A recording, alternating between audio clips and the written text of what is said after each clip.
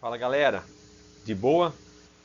Tirando aqueles nossos momentos iniciais ali de descontração, que depois viram aqueles melhores ou piores momentos da semana, essa é a parte importante, que é a parte da aula, que a gente tem que prestar realmente atenção, né? Vocês ficam viajando lá naqueles nossos vídeos de melhores momentos, naquela brincadeira que eu faço com vocês, mas o importante é agora na aula, e essa aula é importantíssima porque essa aula vai falar sobre a principal ferramenta de consulta para o estudante de química, que é a nossa inseparável tabela periódica. Ninguém tem que decorar a tabela, tanto que uma tabela é feita para ser consultada, mas é importante que você saiba extrair as principais informações que a gente consegue tirar de dentro da tabela periódica, porque como o próprio nome já diz, ela tem uma periodicidade. Algumas propriedades dos elementos químicos, a gente consegue identificá-las ou ter uma noção delas simplesmente localizando a posição em que esse elemento químico se encontra dentro da tabela. Isso quer dizer o quê? Se você souber interpretar o posicionamento do elemento químico dentro da tabela periódica, você vai conseguir extrair uma série de informações de propriedades deles que são periódicas. Tranquilo? Então, uma tabela, como diz aqui, é uma ferramenta importante para a gente de organização. Eu coloquei aqui em cima, ó galera, uma tabelinha em branco. Tá? A tabela não vai ser uma ferramenta de utilização apenas da química. Eu tenho em química a tabela periódica, mas eu tenho tabela em matemática, em geografia, em economia, em sociologia.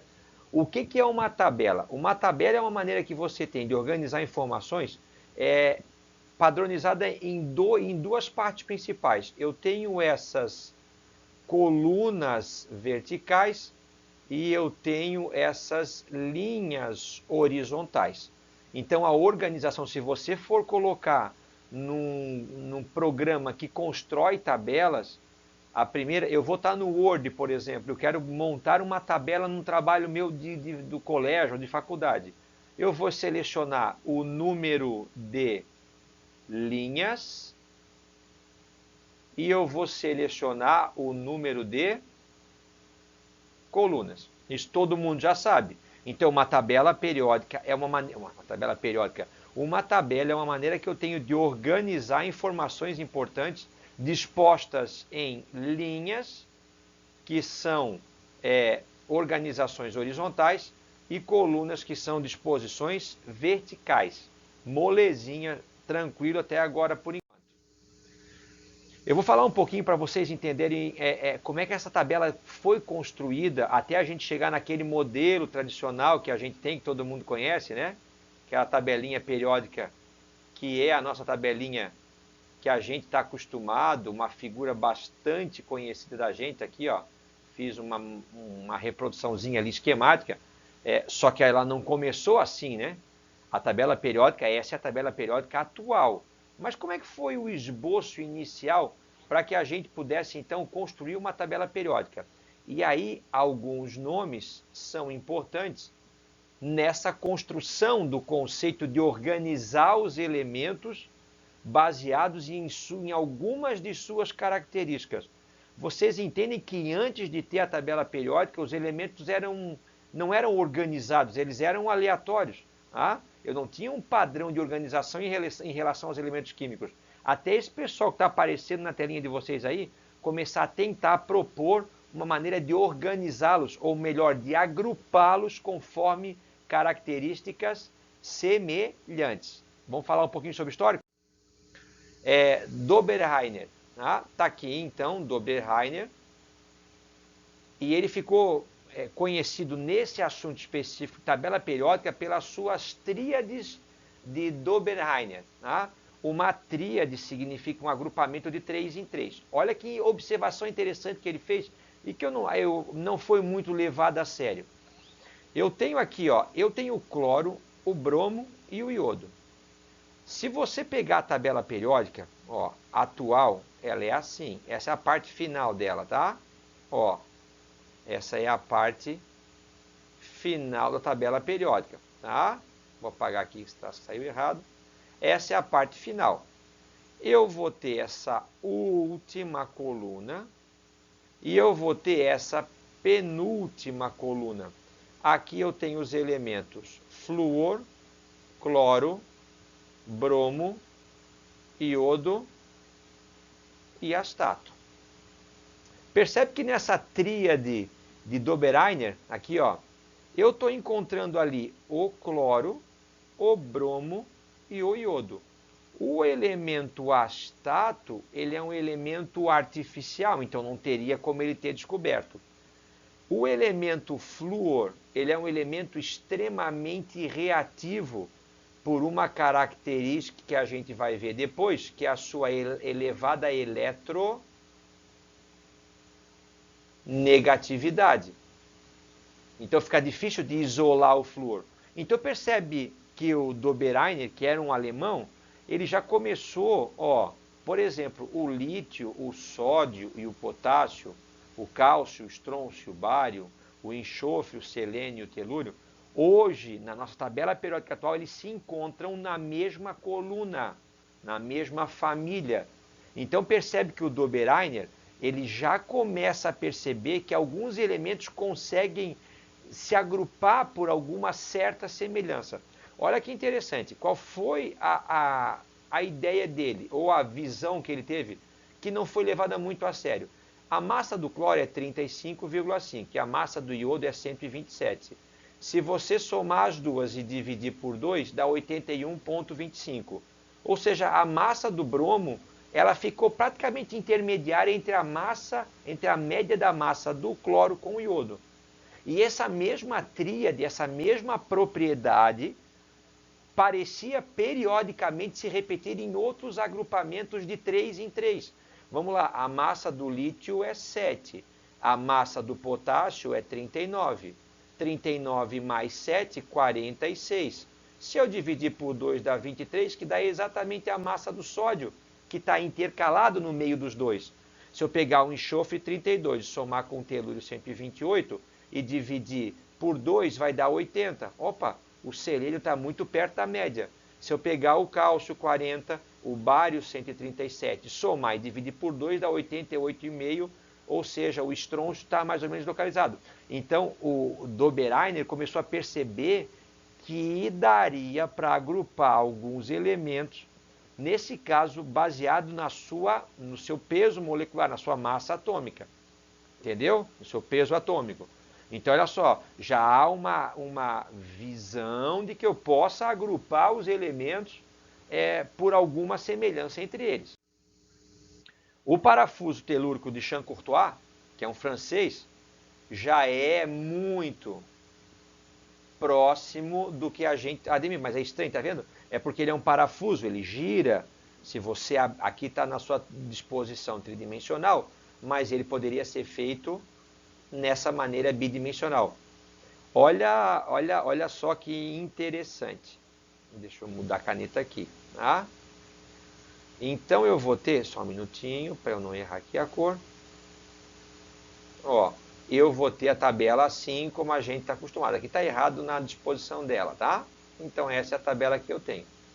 Por exemplo aqui, então o lítio, o sódio e o potássio estão na primeira coluna. E percebe que eles aparecem aqui na mesma coluna. Tá? O berílio, o magnésio, o magnésio e o cálcio estão na segunda coluna. O lítio, o berílio, o bório e o carbono, o lítio, o berílio, o boro e o carbono, eles estão na mesma linha. Percebe que se você pegar esse parafuso telúrico de Champ-Courtois, ele já tem uma disposição muito, mas muito próxima ou parecida, apesar da disposição visual ser muito diferente, da organização, da periodicidade com que eu poderia organizar os elementos químicos. Percebe? Lítio, sódio, potássio, está assim na tabela periódica. Berílio, magnésio, cálcio estão também no mesmo grupo. Lítio, berílio, boro e carbono estão na mesma linha. Então, alguns estão na mesma coluna, que é o mesmo grupo, outros estão na mesma linha, que é o mesmo período. Ou seja, já começa a haver uma predisposição a o que a gente entende hoje como tabela periódica. Newland foi o primeiro cientista inglês a organizar os elementos químicos pelo seu peso atômico. Então ele é um dos cientistas mais importantes da Inglaterra e esse trabalho dele é um trabalho que serve como base para que o próximo, que é o Dmitry Mendeleev, que é um russo, organize o que a gente considera como o projeto de tabela periódica moderna. Então olha só como é que fica a primeira tabela periódica pela versão moderna. 1, 2, 3 e... Oi, Ademir, isso é exatamente isso. Isso é um manuscrito que o professor russo Mendeleev fez. Ele tinha os cartõezinhos com os elementos químicos e suas características. E ele começou a organizar isso como se fosse um quebra-cabeça e ele conseguiu chegar naquela disposição. Padre, não tem nada a ver com a nossa tabela periódica. Observa com atenção. Olha aqui, tá? Ademir, olha só. Eu vou fazer aqui. Então, eu vou fazer a primeira coluna da tabela periódica. Deixa eu fazer aqui. Então, eu vou fazer, o resto por enquanto não me interessa. 1, 2, 3, 4, 5, 6, 7. Hoje, aqui eu tenho hidrogênio, lítio, sódio, potássio, rubídio, césio e frâncio. Fechou? Essa é a primeira coluna da tabela periódica. Percebe que no Mendeleev o hidrogênio está aqui, ele está meio que isolado. É porque, na verdade, o hidrogênio está aqui porque ele é distribuição de eletrônica dele é 1s1. Só que o conceito de distribuição eletrônica vem depois. Então não tem como cobrar do Mendeleev o hidrogênio. Tanto que o hidrogênio não faz parte desse grupo, ele está nesse grupo. O último elemento desse grupo é o frâncio, que é um elemento radioativo e artificial. Então eu vou descartar o primeiro, que é o hidrogênio, porque ele não pertence a esse grupo, ele está nesse grupo. E vou descartar o frâncio porque ele é artificial radioativo, não tem. Sobra quem? Lítio, sódio, potássio, rubídio e césio. Olha ali. Lítio, sódio, potássio, rubídio e césio. Olha ali embaixo daquela linha que eu fiz. Está vendo que o Mendeleev colocou eles dentro da mesma linha, nesse caso, que depois a gente voltou na mesma coluna, mas percebe que eles estão ali organizados dentro da mesma estruturação? Olha o que o Mendeleev fez que é fantástico. Tá aqui o boro, tá aqui o boro, tá aqui o alumínio, aqui eu não sei quem tem e aqui eu tenho outro elemento químico. Percebe que o Mendeleev colocou uns pontos de interrogação, eram elementos que ainda não tinham sido descobertos, mas ele percebeu que os elementos estavam organizados de maneira periódica. Então, mesmo eu não sabendo ainda, ele previu o comportamento de alguns elementos químicos que seriam descobertos no futuro, porque eles ocupariam essas brechas que ele visualizou na tabela periódica. Ou seja, ele percebeu essa organização por características dos elementos químicos. Por isso que o Mendeleev vai ser considerado o pai da tabela periódica atual, a moderna, com a contribuição dos que eu falei anteriormente, que agruparam os elementos por pesos atômicos, que botaram no parafuso telúrico uma disposição que já lembrava a tabela periódica e que começou com Dobereiner, que visualizando que eu já tinha algum indicativo de que aí existia uma inter-relação entre os elementos químicos por alguma característica que deveria ser investigada. Mendeleev. E daí eu tenho Moseley, né? Tá aqui, ó, Moseley, que foi um assistente do Ernest Rutherford, morreu na guerra, está aqui ele, tá? Ele é considerado o pai, não é o pai, mas ele dispôs os elementos químicos nessa conformação, que é a conformação atual da tabela periódica, com um monte de buraco em branco, porque os elementos foram sendo descobertos, especialmente por acelerador de partículas, por processos mais modernos do que tinha na época. E qual foi a grande contribuição dele? Lembra lá, na tabelinha do Mendeleev, o erro principal dele foi organizar os elementos pelo peso atômico. E daí deu problema. O Moseley organizou os elementos pelo número atômico. E aí ele corrigiu as imperfeições ou os defeitos que existiam na tabela periódica do Mendeleev. Entendeu? Esse é o erro básico do Mendeleev, ter organizado os elementos pelo peso atômico. E o Moseley falou que a organização correta seria pelo Z, e a gente sabe que o Z é o número de prótons. Então aqui eu tenho o hidrogênio, que tem um próton, aqui eu tenho o hélio, que tem 2 prótons, aqui eu tenho o lítio, que tem 3, o berílio, que tem 4, o boro, que tem 5, o carbono, que tem 6, o nitrogênio, que tem 7, o oxigênio, que tem 8, o flúor, que tem 9, o neônio, que tem 10. Tá vendo? Então eu leio a tabela periódica da esquerda para a direita. Quando termina uma linha, eu recomeço na linha de baixo à esquerda e vou para a direita, terminou, pula para a linha de baixo. É assim que você lê a tabela periódica. E como é que estão organizados os elementos químicos? Em ordem crescente de número atômico. Tranquilo? Eu tenho um elemento químico chamado Mendeleev, está aqui, cujo símbolo é MD, uma justa homenagem ao pai da tabela periódica moderna, Dmitri Mendeleev, um físico russo. Químico russo. Foi.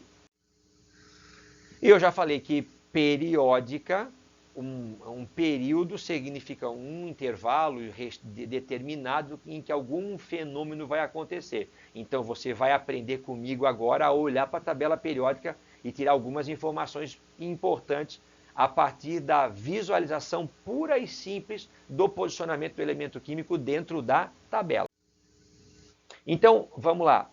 Quantas linhas eu tenho? Eu tenho 1, 2, 3, 4, 5, 6, 7. Ô Ademir, 7? O que o átomo tem que tem 7 camadas? K, L, M, N, O, P e Q. Ali, mas tem 9. Tem 2 aqui embaixo. Pessoal, olha lá, eu vou fazer preto para vocês visualizarem. Toda essa linha se encontra dentro desse quadradinho. É como se fosse um ficheiro que você pegasse de ficha e puxasse para ele abrir para fora. Tá? Olha, e essa outra linha laranja, ela já está nessa outra caixinha que eu sinalizei ali. Então, a tabela periódica tem 7 linhas. Essas linhas serão chamadas de períodos. Tá? E a tabela periódica vai ter 18, 1, 2, 3, 4, 5, até a última, que é a 18, que são 18 grupos, que a gente chamava antes de famílias. Família é a denominação antiga, e aí tinha família A e família B. Agora, pela denominação atual, é tudo grupo e vai de 1 a 18. Então, lembra que eu falei para vocês? Monte uma tabela. Ó, essa minha tabela aqui, que eu fiz, ela tem quantas linhas? 2 linhas. E tem quantas colunas? 3 colunas. A tabela periódica tem 7 linhas e 18 colunas. Esse buraco no meio dela aqui é porque eu tenho que respeitar aquela periodicidade. Não tem como colocar um elemento ali porque ele não vai ter característica que aquele posicionamento exigiria dele. Eu tenho os elementos chamados representativos e de transição. Eu vou explicar rapidinho para vocês aqui. Ó. Eu vou pegar aqui o cálcio, que tem 20 elétrons. Eu vou fazer a distribuição eletrônica do cálcio. 1s2, 2s2, 2p6, 3s2, 3p6, 4s2. Se você somar 2 com 2 dá 4, 4 com 6 dá 10, 10 com 2 dá 12, 18, 20. Fechou. Olha lá. Vamos lá, qual é a última camada do cálcio? É a 4. Qual é o subnível que eu tenho ali? 4s2. Então, a distribuição eletrônica do cálcio parou aqui. Eu vou pegar o escândio, que é o elemento vizinho dele aqui, ó. Ó, vizinho ali, ó. Que tem número atômico 21. Ou seja, tem 21 prótons, consequentemente tem 21 elétrons. 3 pontinhos, ele vai chegar no 4s2, mas ele tem 21, eu preciso do 3d1. Olha a diferença da distribuição eletrônica do cálcio para o escândio, com o SC. Tá? Pergunto, qual é a última camada do cálcio? A última camada é a 4. Qual é o subnível mais energético? 4s2. Ou seja, a última camada coincidiu com o subnível mais energético. Olha o escândio, está aqui. Qual é a última camada? É a 4. Está aqui, ó, o número quântico principal, está o número 4. Mas a distribuição eletrônica dele acabou em quem? Em 3d1. Ou seja, a última camada, que eu chamo de camada de valência, ela não é a mais energética. A distribuição eletrônica mostra que o subnível 3d1 é o mais energético. O que é um elemento representativo? É aquela em que na última camada está o subnível mais energético. O que é um elemento de transição? É aquele elemento em que na última camada não está o subnível mais energético.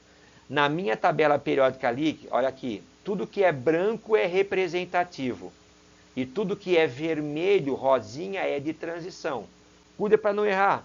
Ó, esse miolão da tabela periódica, que parece que está dentro, eu chamo de transição externa. E essas duas linhas de baixo aqui, que parecem estar fora, eu chamo de transição interna. Vamos voltar a falar disso mais para frente. Vamos só apresentar. Representativo, na última camada está o subnível mais energético. De transição, na última camada não está o subnível mais energético. De transição interna, de transição externa, o subnível mais energético está uma camada antes. De transição interna está 2 camadas antes. Percebe ali então? Ó, eu vou fazer aqui para a gente só fixar isso que é importante. Vou fazer uma tabelinha periódica estilizada aqui. Fechou? Ó, eu vou separar aqui e vou separar aqui. Ó, isso que eu estou pintando aqui, achurando, ó lá, são os elementos representativos. Isso aqui, ó, vão ser os elementos de transição externa. E isso aqui vão ser os elementos de transição interna. Que famílias têm nomes especiais para a gente precisar decorar? A primeira família, metal alcalino. A segunda família, metal alcalino terroso. Pula essa galera toda. A família, o grupo 16, desculpa, que é a família 6A antiga. Calcogênios. O grupo 17, que era a família 7A antiga. Halogênios. O grupo 18, o último, que era a família 8A antiga, gases nobres. Então, olha lá, tabelinha periódica aqui, galera, olha só. Eu tenho só 5 famílias com nomes especiais. A1, A2, A16, A17 e A18. Antigamente era 1A, 2A, 6A, 7A e 8A. Esse A era dos elementos representativos e o B dos elementos de transição. Então, a família, o grupo 1 ou família 1A, metal alcalino, o grupo 2 ou família 2A, alcalino terroso, o grupo 16 ou família 6A, calcogênio, o grupo 17 ou família 7A, halogênio e o grupo 18 ou família 8A, gases nobres. Tranquilo? Sigamos em frente, chegando, aprendendo com carinho, com suavidade. Estamos aí descobrindo essa ferramenta importante da química, que é a tabela periódica. Aqui eu tenho baseado na distribuição eletrônica. Eu vou deixar isso um pouquinho mais para frente, mas eu vou só antecipar um negocinho, senão a minha aula é mais curtinha. Novamente, vamos lá, olha lá. Vou fazer aqui o meu esqueminha da tabela periódica.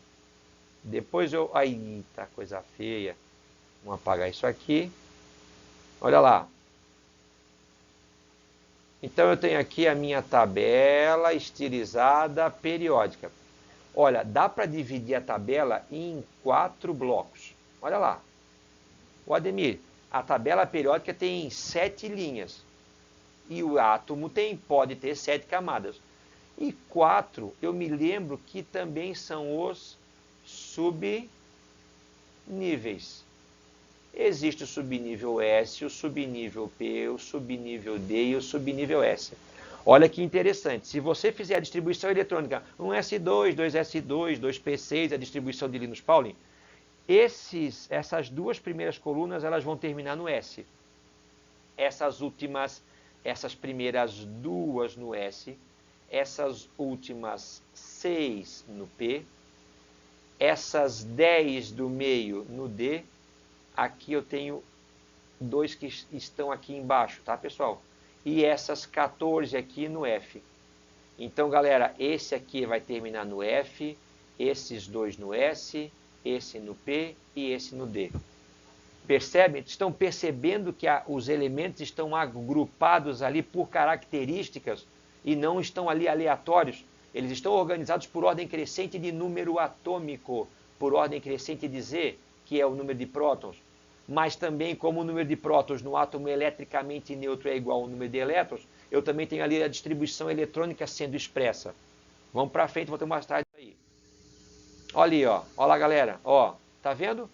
Aqui é S1, aqui é S2, aqui é P1, P2, P3, P4, P5, P6, D1, D2, D3, D4, D5, D6, F1, F2, F14. Ou seja, eu estou agrupando os elementos químicos em blocos.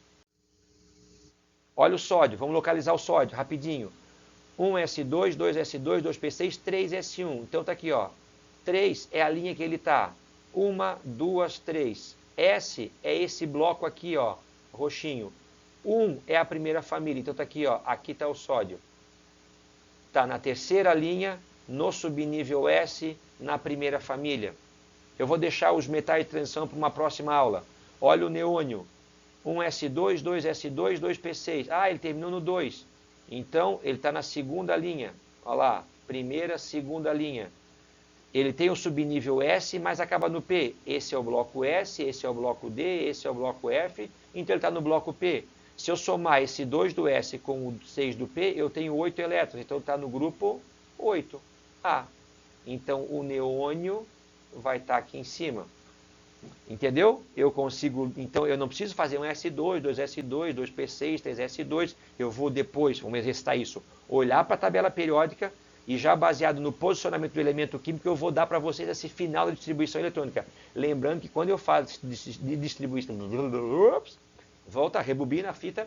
Quando eu falo de distribuição eletrônica, o que me interessa é o CV, não é o comando vermelho, é a camada de valência, que vai ser o quê? A última camada. Por que interessa a última camada? Porque é por ali que o átomo vai se ligar com outro átomo. Entendeu? É a última camada, é ali que vai se ligar um átomo com outro. Aqui é importante, olha só, eu tenho aqui a tabela, está com cores. Hidrogênio, como eu já havia dito, ele está à parte. Ele é o único verde escuro ali, verde forte. Tá? Deixa ele ali. Deixa ele na dele. Tá? O hidrogênio é órfão. Ele não tem família. Lembrando que as linhas eu chamo do quê? As linhas eu chamo de períodos e as colunas eu chamo de grupos ou famílias. Então o hidrogênio é órfão. Chorem por ele, ele não tem família. Ai, meu Deus do céu. Ah? Olha só, a tabela então é cheia desse amarelo aqui, ó. Tem um salmão aqui, se a cor é essa, tem esse roxo e tem esse azul. Ah, ó. Esse azul aqui, a gente já deve ter falar, né? Ouvido falar. São quem? Os gases nobres. E vocês vão ter que decorar é isso aqui. Porque quando vocês recebem uma tabela periódica, ela não vem assim bonitinha, toda completa. ela vem preto e branco. E aí vocês vão pintar quem? Bom se geasse. Assim, sábado teríamos polenta. Que isso, Ademir? Olha lá, olha aqui, vou pintar aqui, ó. Bom se geasse. Assim, sábado teríamos polenta.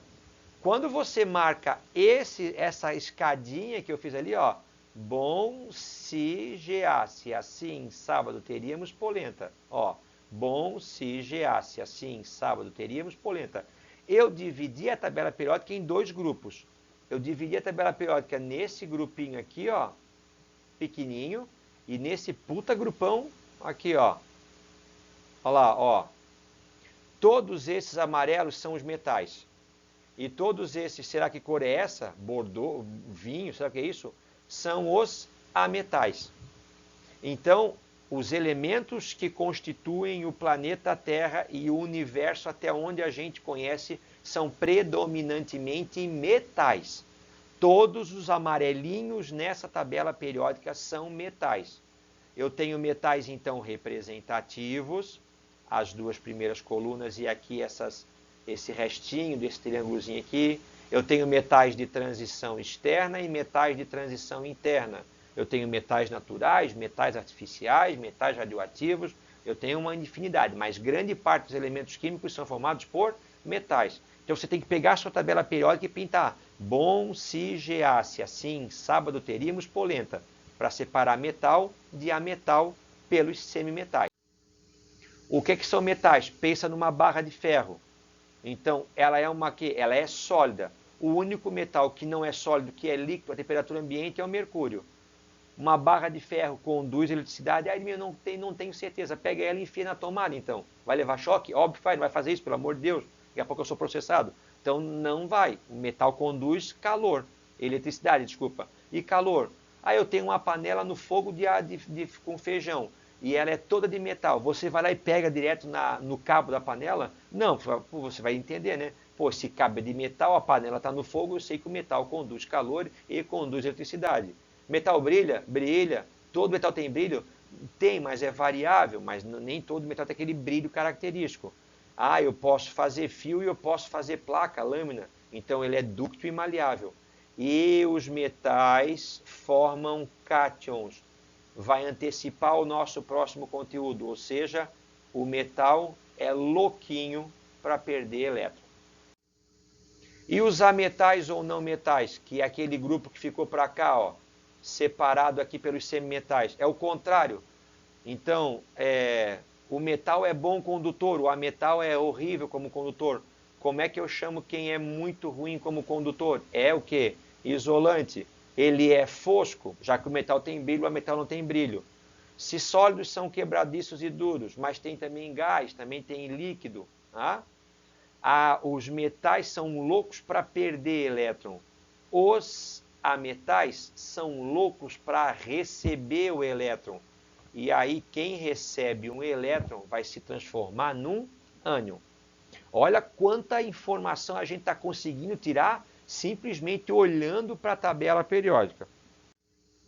E os semimetais, como o nome já diz, são são intermediários. Alguns têm brilhos, alguns conduzem, alguns só conduzem em situações especiais. Tá?